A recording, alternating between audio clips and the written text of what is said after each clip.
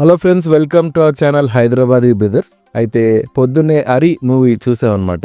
యాక్చువల్గా హరి కింద tag line ఏదైతే ఉంటుందో ఐఎమ్ నో బడీ అని ఉంటుంది. సో సినిమా ఏంటి అనేది స్టోరీ విషయానికి వస్తే, ఒక పర్సన్ యాడ్ ఇస్తాడు. యాడ్లో ఏముంటుందంటే, మీకు ఏ కోరికలు ఉన్నా సరే ఆయన తీరుస్తాను ఒక యాడ్ ఇస్తాడు అనమాట.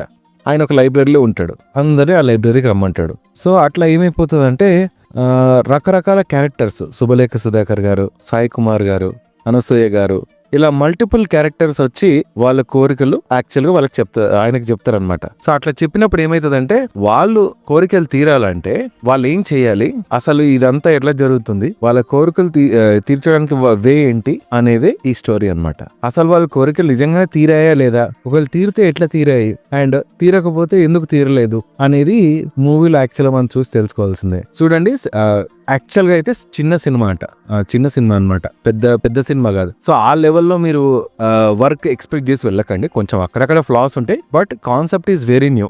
ఎందుకు కాన్సెప్ట్ న్యూ అంటున్నా అంటే, సినిమా రన్ టైం 2 hours ఉంటుంది, అక్కడక్కడ బోర్ కొడుతుంది. వీళ్ళు యాక్చువల్లీ ఇంకొంచెం క్రిస్ప్గా చేసి ఒక 1 hour 1.5 hour తీసేయచ్చు యాక్చువల్గా ఇంగ్లీష్ మూవీ లాగా. అప్పుడు యాక్చువల్గా ఫిలిం ఇంకా బాగుండేది. ఇప్పుడు బాగాలేదని కాదు, బట్ ఏంటంటే it's more like a life lesson story లాగా ఉంటుంది అనమాట. సో మీరు ఎవరు కొంచెం ఇది టీనేజ్ కి పెద్దగా ఫాస్ట్ అదక్కపోవచ్చు, బట్ ఎవరికైతే ఒక ఫ్యామిలీ ఉండి ఇప్పుడిప్పుడే కెరియర్ లో సెటిల్ అవుదాం అనుకొని, ఇంకా వాళ్ళకి డిఫరెంట్ అవిగేషన్స్ ఉంటాయి కదా లైఫ్ లో, అవన్నీ కూడా బ్యాటిల్ చేస్తూ కూడా లైఫ్ సర్కిల్ లో తిరుగుతూ ఉంటారు చూసారా. అబౌవ్ ఒక 25-30 అనుకోండి, ఎస్పెషల్లీ మ్యారీడ్ పీపుల్ అండ్ ఒక 25 అబౌవ్ మేల్స్ కానివ్వండి, ఫీమేల్స్ కానివ్వండి, వాళ్ళందరూ కూడా ఎట్లాంటి డిఫరెంట్ అవిగేషన్స్ ఉంటాయో, వాళ్ళ కోరికలు ఎట్లా ఉంటాయి, అసలు మనుషులు ఎట్లా తయారవుతున్నారు అనేది మొత్తం ఒక సింగిల్ స్టోరీ లైన్ లో వీళ్ళు చెప్పారనమాట.